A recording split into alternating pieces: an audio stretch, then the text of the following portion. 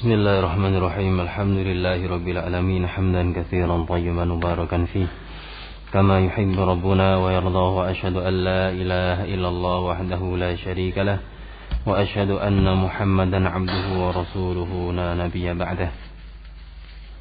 Amma ba'd. Setelah kita lewati satu permasalahan yang terkait dengan permasalahan jin dan syayatin, permasalahan tentang mukhatabah al-jinni al-muslim, berbincang-bincang dengan jin muslim. Satu permasalahan, namun kita dapatkan sekian banyak faedah dari jawaban Syekhuna Syekh Rabi' hafizahullah ta'ala. Keutamaan, pertama kali tidak bolehnya berbincang-bincang ketika meruqyah. Demikian juga kewajiban bagi setiap muslim untuk bersabar di dalam menghadapi musibah, atau sebelum itu tidak boleh bagi kita percaya begitu saja dengan ucapan seorang jin, saya muslim dan semisalnya, karena mayoritas mereka adalah dusta, kecuali memang dia betul-betul muslim. Namun keislaman mereka membutuhkan bukti. Dan faedah-faedah yang lainnya, keutamaan orang yang bersabar di dalam menghadapi musibah, penyakit, malapetaka, cobaan yang akan mengangkat derajat dirinya, selain dari musibah tersebut menghapuskan dosa-dosa dia.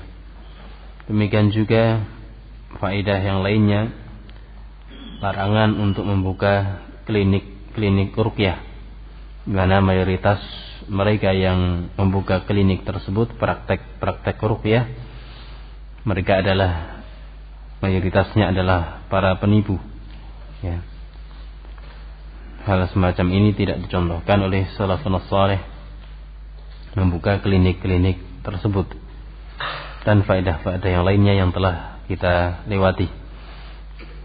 Insyaallah terkait dengan ruqyah akan ada pembahasan setelah bab ini, langsung setelah bab jin dan syayatin, kemudian bab ruqyah war ruqa. Ada sekian banyak pertanyaan terkait dengan ruqyah. Insyaallah faedahnya kita akhirkan nanti terkait dengan ruqyah tersebut. Kita lanjutkan pada halaman 76 dari fatwa beliau hafizahullahu ta'ala. Qala as-su'al, pertanyaan, hal min harajin aw junahin fil isti'anati bil jinni fil amri al-mubahi wal maqbuli syar'an ilman annahu laysa hunaka amalu ayyi syirkin aw ma'siyatin ma'al jin. Perhatikan pertanyaan yang disampaikan kepada beliau dan bagaimana jawaban beliau sang muallim, sang murabbi yang mengurusi urusan umat sedunia. Syekh Rabi' hafizahullah ta'ala mengerti permasalahan-permasalahan di negeri-negeri kaum muslimin, karena mereka berdatangan menemui Syekh Rabi' hafizahullah ta'ala.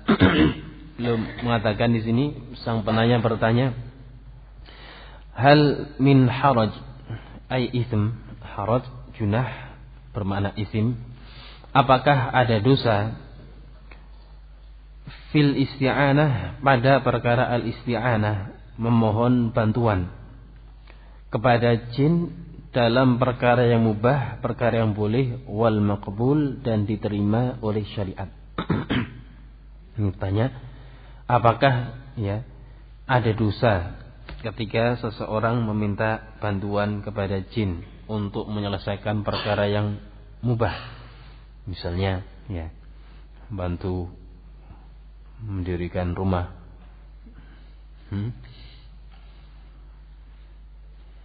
Dan itu satu contoh. Ilman, dan perlu diketahui bahwasanya laisa hunaka amalu ayyi syirik. Dalam isti'anah tersebut tidak ada aktivitas kesyirikan apapun, enggak ada praktek kesyirikan. Kata sang penanya, tidak ada praktek kesyirikan di dalam isti'anah tersebut. Au maksiatin, tidak ada pula kemaksiatan terhadap jin itu bersama dengan jin tersebut. Tidak ada amalan kesyirikan, tidak pula kemaksiatan kepada Allah ketika meminta bantuan kepada jin. Apa benar demikian keadaannya? Qala al-jawab, jawabannya, al-isti'anatu bil jinni tadullu ala anna al-musta'ina qad waqa'a fi syirik. Beliau sebutkan jawaban sesuai dengan kenyataan. Kenyataannya bahwa orang yang beristi'anah meminta bantuan kepada jin itu telah terjatuh kepada kesyirikan. Kok bisa? Ya. Kalau antum mengamati pertanyaan itu, dia mengatakan enggak ada amalan kesyirikan apapun dan kemaksiatan. Namun beliau jelaskan sesuai dengan kenyataan yang ada. Beliau mengatakan al-isti'anah, memohon bantuan kepada jin, menunjukkan bahwa isti'anah tersebut annal musta'in, orang yang meminta bantuan manusia, dia telah terjatuh kepada kesyirikan. Li'annahum la yusa'idunahu, karena mereka, para jin tersebut, tidak akan membantu manusia itu, baik dukun maupun yang lainnya. Mereka tidak akan membantu dia illa kecuali setelah an yukaffira, illa an yakfura billahi azza wajal, kecuali setelah kufur terhadap Allah subhanahu wa ta'ala. Jin-jin itu tidak akan memberikan bantuan, pertolongan, ta'awun dia kecuali setelah berbuat kufur kepada Allah. Imma bi an yabula 'alal mushafi, bisa jadi bagaimana bentuk kekufurannya, dia mengencingi mushaf. Tindakan kufur, ya. Ini menunjukkan bahwa tindakan kekufuran itu bukan semata-mata keyakinan, ya, bukan semata-mata apa yang ada dalam kalbunya. Namun kekufuran bisa ditunjukkan dengan amalan anggota badan. Kita melihat di sini imma bi an yabula 'alal mushaf, bisa jadi dia mengencingi mushaf. Kalau seorang mengencing mushaf, itu menunjukkan, ya, kotornya qalbu dia. Kotornya qalbu dia. Mushaf Al-Qur'anul Karim yang berisi ayat-ayat Allah Subhanahu wa taala menunjukkan penghinaan dia. Perbuatan tersebut menunjukkan penghinaan dia dan menghina Allah Subhanahu wa taala, sehingga jin syayatin tersebut, ya, sejalan dengan dia. Karena dia melakukan kekufuran, dia pun membantu jin-jin kafir tersebut. Sekali lagi, perbuatan semacam ini menunjukkan bahwa qalbunya rusak. Kata Nabi sallallahu alaihi wa ala alihi wasallam, jangan kemudian kita mengatakan yang penting hati ini. Justru perbuatan dia menunjukkan apa yang ada dalam hatinya. Kita menilai secara zahir. Mungkin dia mengatakan, ini saya bukan mengencingi mushaf, yang penting hatinya, katanya. Padahal Rasulullah SAW mengatakan, wa inna fil jasadi mudghah, idza saluhat saluha al jasadu kulluh, wa idza fasadat fasada al jasadu kulluh. Sesungguhnya dalam tubuh manusia ada segumpal daging. Jika segumpal daging itu sehat, bagus, bersih, maka akan bagus pula seluruh amalannya. Dan jika segumpal daging tersebut rusak, maka akan rusak pula. Antum melihat efek dari rusaknya qalbu tersebut. Jika qalbunya rusak, maka ucapannya, perbuatannya pun rusak. Maka dari sini kita bisa mengambil faedah secara mafhum. Apa mafhumnya? Apa yang bisa difahami? Ya, dari ucapan dia dan perbuatan dia menunjukkan qalbunya itu rusak. Sehingga para ulama menyebutkan tindakan-tindakan semacam ini, ucapan, perbuatan yang mengarah kepada kekufuran itu menunjukkan rusaknya qalbu orang tersebut. Qala imma bi an yabula 'alal mushaf. Jadi orang yang meminta bantuan kepada jin pasti dia terjatuh kepada kesyirikan. Jin-jin tersebut tidak akan memberikan bantuan kecuali setelah dia kufur. Bisa jadi dia mengencingi mushaf, au yusalli ila ghairil qiblah, atau salat ke arah selain kiblat. Maksudnya kita kaum muslimin di Indonesia ke arah barat, namun dia tidak salat ke arah barat, ke arah misalnya ke arah timur, ya, karena matahari terbit dari arah sana, atau ke arah utara, ataupun ke arah kuburan tertentu dan semisalnya. Dia salat ke arah selain kiblat. Au yusalli wa huwa junubun. Dia salat dalam keadaan junub, menyengaja salat dalam keadaan junub. Terdapat unsur istihza, pelecehan terhadap agama Allah Subhanahu wa taala, syariat Allah Subhanahu wa taala. La budda an yartakiba mukaffiran ba'da dzalika yata'awanu ma'ahu. Dia pasti melakukan tindakan mukaffiran, tindakan yang menyebabkan dia kafir, pasti, ya. Jin tersebut tidak akan memberikan bantuan kepadanya, berta'awun kepadanya, memenuhi hajatnya kecuali dia berbuat kekufuran kepada Allah Subhanahu wa taala. Ba'da dzalika, setelah itu, yata'awanu ma'ahu. Setelah dia berbuat kekufuran, baru jin mau berta'awun alal itsmi wal udwan.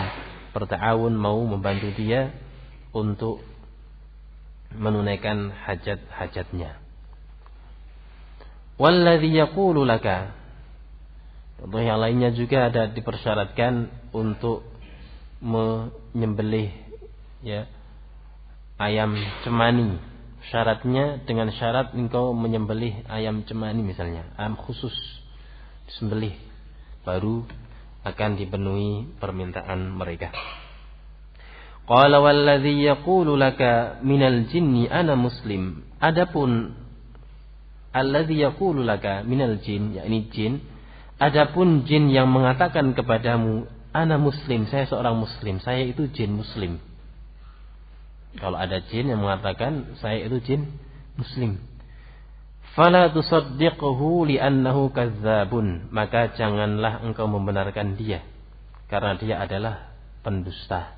Kadzdzab, banyak berbuat kedustaan, banyak bohongnya, ya. Sehingga dikatakan oleh Nabi sallallahu alaihi wasallam kadzdzab.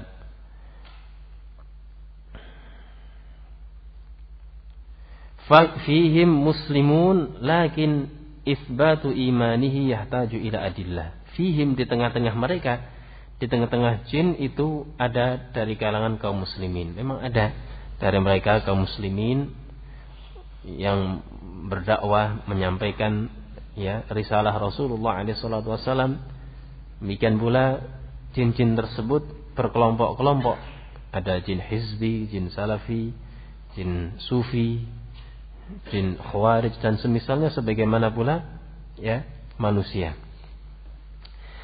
Namun isbatu imanihi, menetapkan keimanan dia muslim, dia kafir dan semisalnya, yahtaju, atau isbatu imanihi, menetapkan keimanan dia, kemusliman dia, ini membutuhkan dalil-dalil, karena kita tidak mengetahui, itu adalah alam ghaib.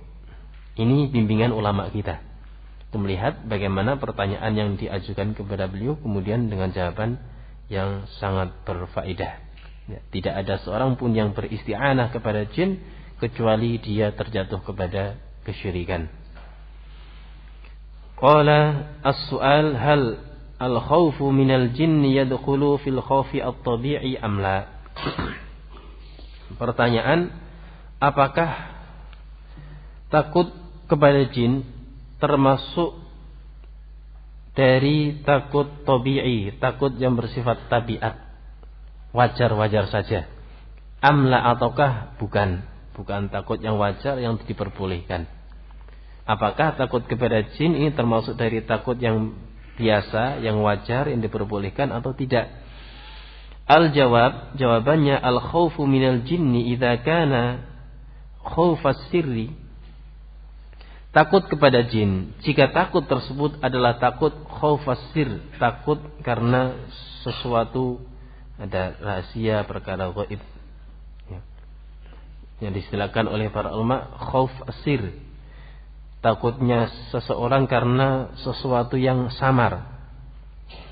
Wa ya'taqidu fil jinni, dan dia meyakini pada jin tersebut annaha tanfa'u wa tadur, bahwa jin itu memberikan manfaat dan menolak madarat, memberikan manfaat, demikian pula menolak ataupun mendatangkan madarat. Dia meyakini hal demikian. Fayadkhulu fi syirki, maka ini masuk ke dalam kesyirikan. Dia takut kepada jin dengan keyakinan semacam ini. Qala Allah azza wa jalla wa annahu kana rijalun minal insi ya'udzuuna birijalin minal jinni fazaduhum rahaqa. Dan sesungguhnya kana dahulu rijalun minal insi, para manusia, umat manusia atau para lelaki dari kalangan manusia, ya'udzun birijalin, meminta perlindungan kepada para lelaki dari kaum jin. Jadi sebagaimana pula manusia, jin juga punya jenis kelamin laki-laki, ada laki-laki, ada wanita, memiliki anak keturunan. Fazaduhum rahaqa, maka jin-jin tersebut, para lelaki dari jin itu, zaduhum, menambahkan kepada para lelaki dari wanita, para lelaki dari manusia tersebut rahaqa, rasa takut, semakin takut. Ya. Ketika manusia tersebut meminta perlindungan kepada jin, maka jin tersebut semakin menambahkan rasa takut, semakin terjatuh kepada kesyirikan kepada Allah Subhanahu wa ta'ala. Qala wa ghaliban, keumumannya al-khawfu minal jinni yadkhulu wallahu alam fi khawfil ibadah, yakni khawf sir tadi. Keumumannya takut kepada jin masuk, wallahu alam, masuk ke dalam jenis takut ibadah. Apa itu takut ibadah? Ya, takut yang disertai dengan pengerendahan, pengagungan, meyakini keyakinan semacam itu, tanfa' wa tadur, bahwa jin-jin itu memberikan manfaat ataupun menolak madarat. Li'annahu ya'taqidu fiha bi'annaha tadurru wa tanfa'u. Ini definisi takut ibadah, ya, khauf sir tadi. Karena dia meyakini bahwa pada jin-jin tersebut, jin itu tadurru wa tanfa', bisa menolak madarat ataupun mendatangkan manfaat. Bisa mendatangkan madarat pula, ya, bisa pula mendatangkan manfaat. Wala yamliku dzurra wan naf'a illallahu. Tidak ada memiliki atau memiliki kemampuan mendatangkan kemadaratan ataupun manfaat kecuali Allah Subhanahu wa taala. Lal jinnu walal insu, bukan jin, bukan pula manusia. Ini yang harus kita yakini. Tidak ada yang mendatangkan madarat, manfaat kecuali Allah Subhanahu wa ta'ala. Kemudian beliau berdalilkan dengan hadis yang masyhur yang disebutkan dalam kumpulan hadis Al-Arba'in An-Nawawiyah.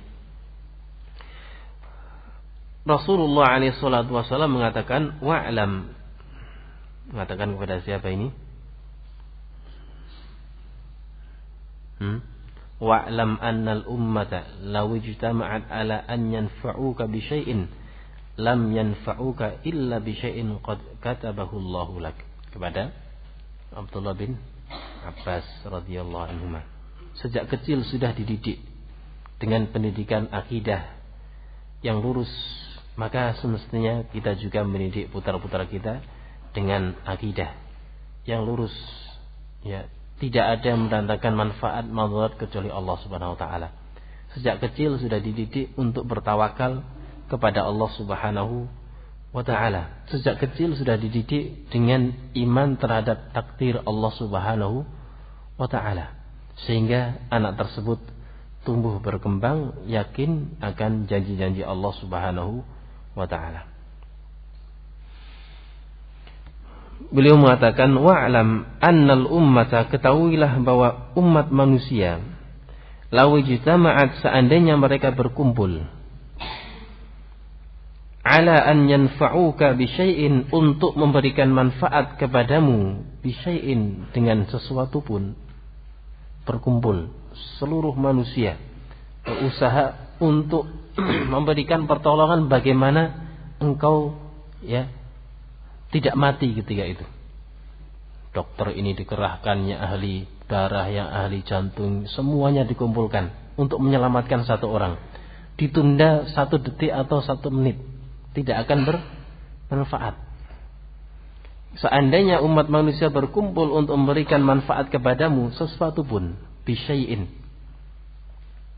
ya, sedikit pun, lam yanfa'uka, mereka tidak akan memberikan manfaat kepadamu, illa bisyai'in, kecuali dengan sesuatu qad katabahu Allahu lak. Tidaklah mereka bisa memberikan manfaat kepadamu kecuali perkara yang sudah Allah catatkan untukmu bahwa itu bermanfaat. Ini pendidikan yang sangat mulia, menanamkan akidah untuk percaya kepada Allah, menggantungkan seluruh urusan kepada Allah. Tidak, ya, meyakini bahwa manfaat madarat itu dimiliki oleh manusia. Qala walau ijtama'u ala an yadurruka bi syai'in, dan seandainya mereka berkumpul bersatu padu untuk memberikan madarat kepadamu dengan sesuatu pun, satu madarat pun, lam yadurruka illa bi syai'in qad kataballahu 'alaik, tidak akan memadaratkan dirimu kecuali apa yang telah Allah tuliskan bagimu bahwa itu akan bermadarat. Kita melihat bagaimana kisah Nabi Ibrahim alaihissalatu wassalam, kisah yang masyhur, ya. Tidak bisa memadaratkan Nabi Ibrahim alaihissalatu wassalam, berusaha untuk dibakar hidup-hidup. Kisah gulam, ya, yang sering kita dengarkan dalam hadis Nabi sallallahu alaihi wasallam. Sang raja dengan mengutus bala tentaranya berusaha untuk membunuh dia, namun tidak bisa membunuh dia karena pertolongan Allah Subhanahu wa taala. Demikian pula kisah-kisah yang lainnya, ya, yang disebutkan dalam hadis-hadis yang sahih sebagai bukti akan perkara tersebut. Demikian juga kisah yang dialami oleh sebagian dari umat Nabi Muhammad sallallahu alaihi wasallam, dibakar hidup-hidup, nyata tidak terbakar. Terjadi zaman dahulu di Al-Yaman. Maka syahid dari hadis ini, Nabi sallallahu alaihi wasallam menjelaskan bahwa manfaat dan madarat itu tidak akan datang kecuali jika telah Allah tetapkan menerima ataupun menimpa kita. Tsumma qala hafizahullahu ta'ala kama qala sallallahu alaihi wasallam, sebagaimana ini yang diucapkan oleh Rasulullah alaihi salatu wasallam. Qala wal mu'minu as-sadiqu la yakhafu illa minallahi azza wa jal. Seorang mukmin yang benar keimanannya, tidaklah dia takut kecuali kepada Allah Subhanahu wa taala. Orang mukmin yang benar keimanannya tidak akan takut kecuali kepada Allah. Tidak takut kepada jin ataupun kepada manusia, kecuali, ya, perkara-perkara yang wajar. Ya. Di hadapan kita ada orang yang besar, gagah. La qadarallahu ma syafa'al, dia misalnya membawa pedang hendak membunuh kita. Sementara kita misalnya naik sepeda motor dicegat di situ, atau 2 orang 3 orang menjegal kita, Maka di sini ada rasa takut, suatu hal yang wajar. Nah, qala hafizahullah taala, seorang mukmin yang benar keimanannya tidak takut kecuali kepada Allah Subhanahu wa taala. Allah mengatakan fala takhafuhum, larangan dari Allah. Apa hukum asal dari larangan? Al aslu fin nahyi at-tahrim. Fala takhafuhum, maka janganlah kalian takut kepada mereka. Ini larangan dari Allah Subhanahu wa taala. Jangan takut kepada mereka. Wa khafuni, Allah tegaskan pada poin yang kedua, perintah. Al aslu fil amri yufidu al wujub. Asal, hukum asal perintah adalah wajib. Wa khafuni, dan takutlah kalian kepadaku. Allah tegaskan lagi, in kuntum mu'minin, jika kalian beriman. Sekian banyak penguat di sini. Larangan takut kepada selain Allah, perintah untuk takut hanya kepada Allah. Kemudian Allah katakan in kuntum mu'minin, jika kalian beriman. Menunjukkan bahwa di antara persyaratan keimanan adalah takut kepada Allah Subhanahu wa taala. Qala ya'ni al-khawfu as-sirri fi hadha, atau al-khawf as-sirriya fi hadha. Maksudnya adalah khauf sir, rasa takut yang dilandasi oleh keyakinan-keyakinan tadi, memberikan manfaat ataupun madarat pada selain Allah Subhanahu wa taala. Khaufu al-ibadah, ai huwa, itu adalah takut yang bernilai ibadah, disertai dengan pengerendahan, meyakini dengan keyakinan yang batil. Kemudian beliau jelaskan di sini jenis takut yang lainnya. Ammal khaufu minal hayati, adapun takut terhadap ular, min asadin, atau terhadap singa, min insanin mufsidin, atau terhadap manusia yang mufsid, berbuat kerusakan. Yakni yahjumu alaika, dia menghujum, menyerangmu dengan membawa senjata, atau dia orangnya lebih kuat dan semisalnya. Yahjumu alaik, dia menyerangmu, walasta taqdiru ala muqawamatihi, sementara engkau tidak mampu untuk mengimbangi dia, enggak punya ilmu bela diri, tidak punya senjata dan semisalnya, sendirian. Engkau tidak mampu untuk mengimbangi, melawan dia. Fahadha khaufun jibiliyun la yadurru. Ini adalah khauf jibilli, khauf rasa takut tabiat, naluri manusia demikian. Ya. Dia lebih lemah, dia sendirian, musuhnya lebih banyak jumlahnya, ini merupakan hal yang wajar, takut. Karena secara perhitungan dunia, secara fisik dia kalah. Ini hal yang wajar. Fahadha khaufun jibilliyun la yadur. Ini adalah takut jibilli, tabiat, tidak memadaratkan keimanannya. Nah, tidak mengapa, wajar. Hadza la yadur, insyaallah, ini tidak memudaratkan dia insyaallah. Tidak sampai jatuh kepada kesyirikan. Wala yukhillu bil aqidah, tidak pula mengikhlal, merusak akidah dia. Ini takut yang bersifat wajar. Walaupun disebutkan oleh para ulama ada jenis takut yang lainnya, takut tabi'i, takut kemudian pula ibadah, ada takut yang menyerumuskan kepada kemaksiatan. Qala lakin al-khawfu minal jinni, namun takut terhadap jin, fi ghalibihi khawfun yaqumu ala aqaida fasidatin. Takut terhadap jin mayoritasnya itu adalah takut yang tegak berdiri, terwujud di atas keyakinan yang rusak. Takut kepada jin mayoritas ya terjadi disebabkan oleh akidah yang rusak. Sejak kecil sudah dicekoi dengan film-film horor misalnya. Ya. Sehingga ke belakang rumah takut.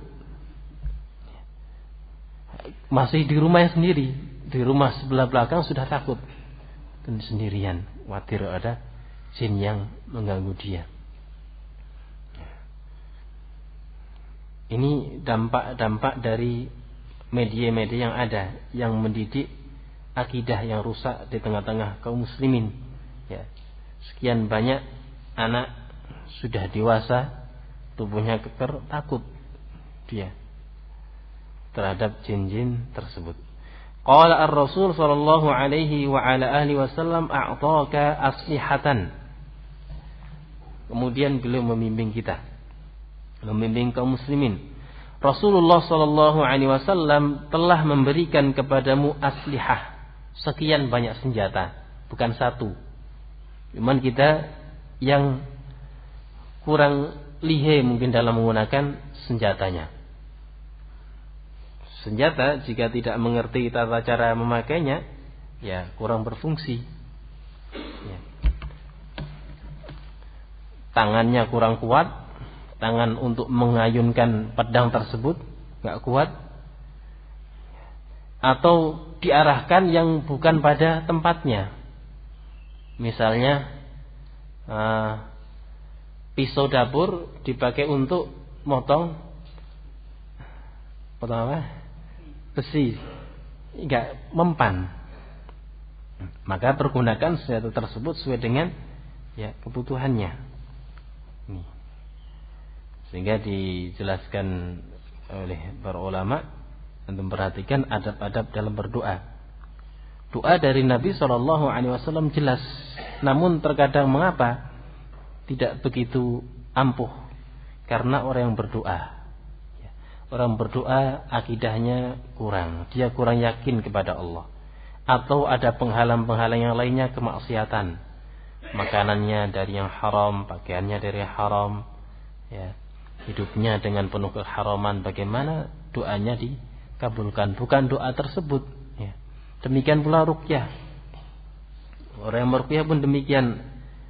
Ayat-ayat Allah Subhanahu wa taala dibaca, namun keyakinan dan keimanan orang meruqyah berbeda-beda. Ini akan berpengaruh terhadap keampuhan zikir dan doa tersebut. Maka kewajiban kita bagi kita semuanya adalah terus-menerus meningkatkan keimanan kita. Semakin tinggi keimanannya, maka semakin ampuh pula senjata-senjata yang telah disiapkan oleh Rasulullah sallallahu alaihi wasallam berupa zikir pagi dan petang ataupun zikir-zikir yang lainnya dan doa-doa yang lain. Qala ar-Rasul sallallahu alaihi wasallam a'taka aslihatan. Beliau memberikan sekian banyak senjata. Dalam hadis yang masyhur namun hadisnya tidak sahih, ad-du'a silahul mu'min. Doa adalah senjatanya seorang mukmin. Walaupun hadisnya tidak sahih namun maknanya benar.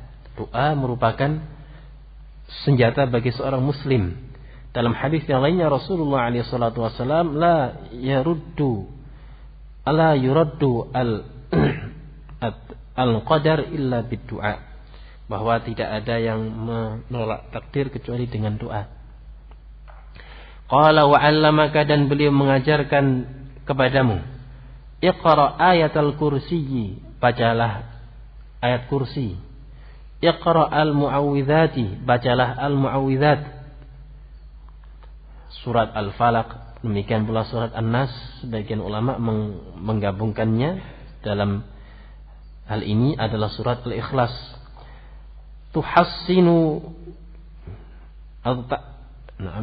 Tuhsanu bi dzikrillahi atau tuhassinu bi dzikrillahi, zikir-zikir tersebut, ayat-ayat tersebut akan membentengi, atau tuhsan bi dzikril, engkau terjaga, tuhassan bi dzikrillah, engkau terjaga dengan zikir Allah Subhanahu wa taala. Yuhassinuka minhum, Allah menjagamu dari gangguan-gangguan tersebut, dari mereka, dari jin-jin itu, ketika engkau memohon perlindungan kepada Allah. Istakhdim al-wasaila allati tuhassinuka minhum, pergunakan fasilitas-fasilitas media-media, ya, yang dengannya media tersebut menjagamu dari mereka, wa min kulli anwa'il adza, dan dari berbagai jenis gangguan, minal hayyati, dari berbagai jenis ular, al-afa'i semakna dengan hayyat, ular-ular, ya, wal aqaribi, demikian pula dari kalajengking, wa min ghairiha, dan lain sebagainya, termasuk pula dari jin. Kemudian beliau mengatakan, a'udzu bikalimatillahi tammati min syarri ma khalaq. Dalam hadis rawahu Muslim an Khawlah bintu Hakim, Nabi SAW mengatakan, "A'man nazala manzilan thumma qala a'udzu bikalimatillahi tammati min syarri ma khalaq lam yadurruhu syai'un hatta yartahila min makani." Kata Nabi SAW, siapa saja yang singgah atau turun di suatu tempat, kemudian mengucapkan doa ini, aku berlindung dengan kalimat-kalimat Allah yang sempurna dari min syarri ma khalaq, dari kejelekan apa yang telah diciptakan oleh Allah, dia tidak akan dimadaratkan oleh sesuatu pun sampai berpindah dari tempat tersebut. Min hadithi Khawlah binti Hakim rawahu Muslim. Dari hadis Khawlah binti Hakim rawahu Muslim, diriwayatkan oleh Muslim. Qala idza qultaha la ya'tika la jinniyyun wala hayyatun wala ghairiha. Jika engkau mengucapkannya, maka tidak akan mendatangimu seorang jin pun, tidak pula hewan, na'am, wala ghairuha, tidak pula yang lainnya. La yadurruka syai'un, dan tidak ada sesuatu pun yang memadaratkanmu. Wa hadza yakunu bi ikhlasin wa sidqin, hal ini terwujud jika dia ikhlas dan jujur, ya. Jika dia ikhlas dan jujur, dan sangat banyak sekali faedah yang dirasakan oleh seorang yang senantiasa berzikir pagi dan petang, dijaga oleh Allah Subhanahu wa taala. Dan sekian banyak peristiwa kenyataan waqa'i, ya, tragedi-tragedi yang ada, itu seseorang terkadang tertimpa suatu musibah malapetaka, dia teringat, saya lupa tadi, ya, tidak berzikir pagi, tidak berzikir petang, dan semisalnya. Ini naktafi bihadza, insyaallah kita lanjutkan pada pertemuan berikutnya terkait dengan pertanyaan apakah sebagian manusia ataukah apakah manusia bisa melihat jin atau tidak. Nanti disebutkan di situ bahwa Syekhuna Syekh Rabi menyebutkan beliau pernah melihat jin. Barakallahu fikum.